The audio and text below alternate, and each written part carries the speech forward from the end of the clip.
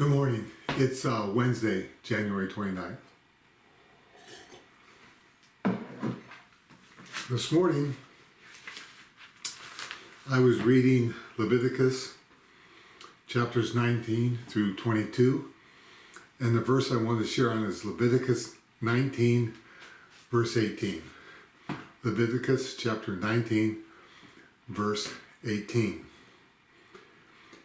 You shall not take vengeance or bear a grudge against the sons of your own people, but you shall love your neighbor as yourself.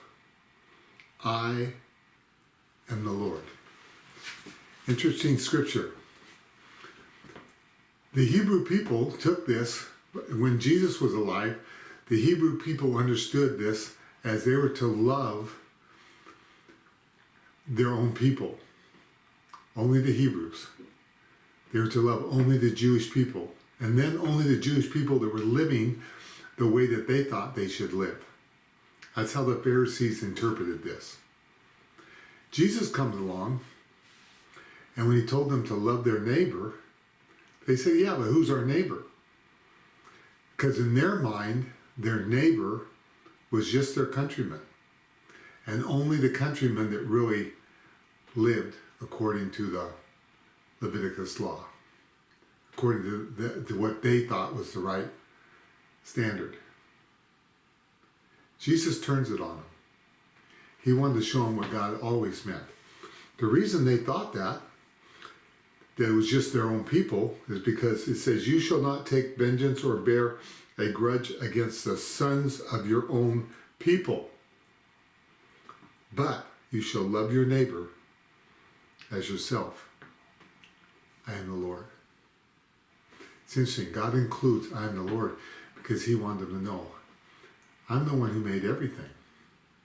I'm the one who made all people. And so your people are all people. I happen to be an American, but my people are everybody.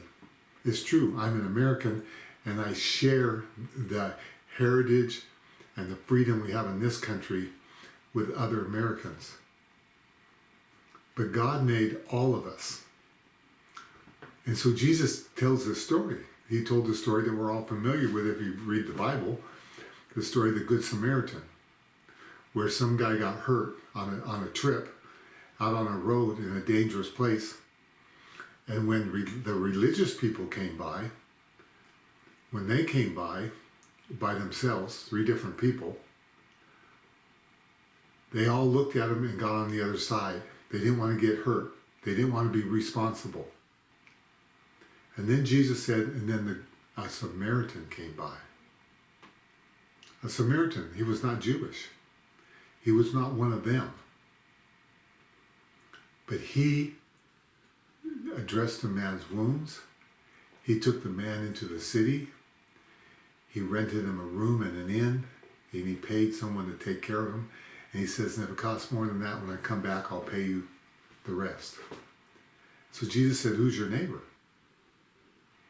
What he was trying to show the Pharisees and the scribes and the people, the religious people that thought they were only supposed to love the other religious people, he was showing them the Samaritan who has a different religion than yours, the Samaritan who you don't even like, the Samaritan who you think is less than you because he interprets the Bible, the Torah, different than you. He doesn't even believe in the whole Bible, the whole Old Testament. So you treat him different and look down on him. He said, he is a better neighbor than you. He knows how to love anybody. He took care of this man that was not a Samaritan.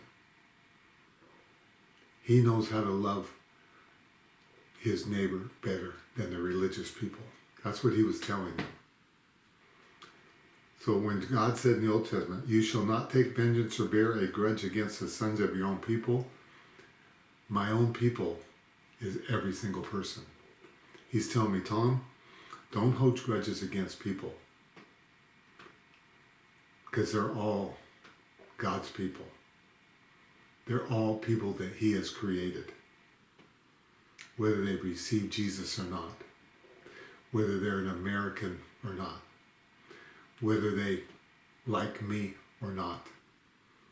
Whether they live the same way I live or not. He says, you shall love your neighbor. Who's my neighbor? Everyone. Everyone that God has created is my neighbor. And God calls me to love them because it says, I am the Lord.